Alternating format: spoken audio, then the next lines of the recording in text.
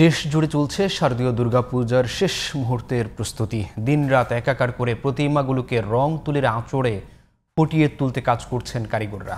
যে কোনো ধরনের অপ্রীতিকর পরিস্থিতি মোকাবেলায় সার্বিক প্রস্তুতির আশ্বাস দিয়েছেন আইনশৃঙ্খলা রক্ষাকারী বাহিনী।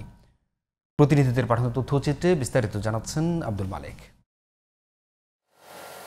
পূজার সময় যতই ঘনিয়ে আসছে ততই ব্যস্ততা বাড়ছে প্রতিমা কারিগরদের। শেষ সময়ে দিনরাত কাজ করছেন কারিগররা। দুর্গা, কার্তিক, গণেশ, অসুরের প্রতিমা ফুটিয়ে তুলতে চলছে রং তুলির আঁচড়। ঝিনাইদহে প্রতিমার আকার ও গঠন অনুযায়ী শিল্পীরা 10,000 থেকে 1.5 লাখ টাকা পর্যন্ত পারিশ্রমিক নিচ্ছেন। সনাতন ধর্মাবলম্বীরা বলছেন, আইন শৃঙ্খলা পরিস্থিতি স্বাভাবিক থাকলে এবারের পূজা হবে আরও বেশি আনন্দঘন। নিত্য নতুন ডিজাইন এনেছি, সে হলো চণ্ডীমতে। আমরা স্বাভাবিক প্রতিমায় ফিরে এসেছি। এখন এই রঙের যে খরচ পড়ছে তো অনেক বেশি খরচ পড়ছে, ঠিক আছে, সেই তুলনামূলক আমাদের পারিশ্রমিক সেভাবে নেই। নিরাপত্তা জোরদারে সর্বোচ্চ প্রস্তুতির কথা বলছে নিরাপত্তায় নিয়োজিত সদস্যরা। বিজয়া দশমী পর্যন্ত 6টি উপজেলায় পুলিশের টহল কার্যক্রম সহ সীমান্তবর্তী অঞ্চলে বিজিবির টহল কার্যক্রম জোরদার করার জন্য নির্দেশনা প্রদান করা হয়েছে।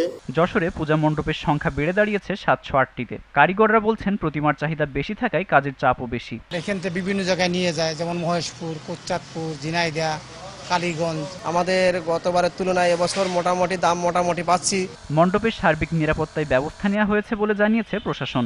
তাদের ভলান্টিয়ার্স থাকবে এবং আমাদের আইনশৃঙ্খলা কাজ করবে। সার্বক্ষণিক যোগাযোগের জন্য আমাদের যে ইমার্জেন্সি নাম্বারগুলো সেগুলো দেয়া থাকবে।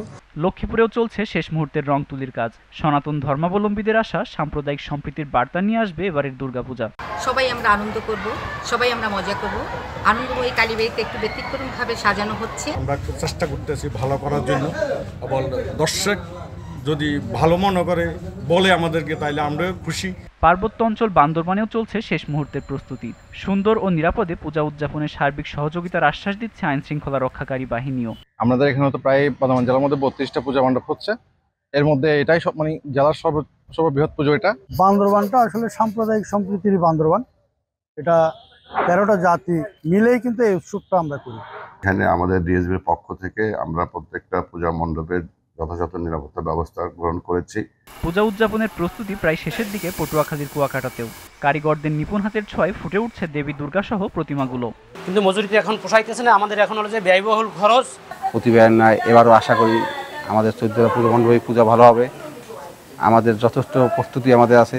শেষ মুহূর্তের প্রস্তুতি চলছে জয়পুরহাটেও। 28 সেপ্টেম্বর মহাষষ্ঠীর মধ্য দিয়ে শুরু হবে শারদীয় দুর্গোৎসবের মূল আনুষ্ঠানিকতা। আর 2 অক্টোবর বিসর্জনের মাধ্যমে শেষ হবে শারদীয় দুর্গাপূজা। আব্দুল মালেক, জিটিভি নিউজ।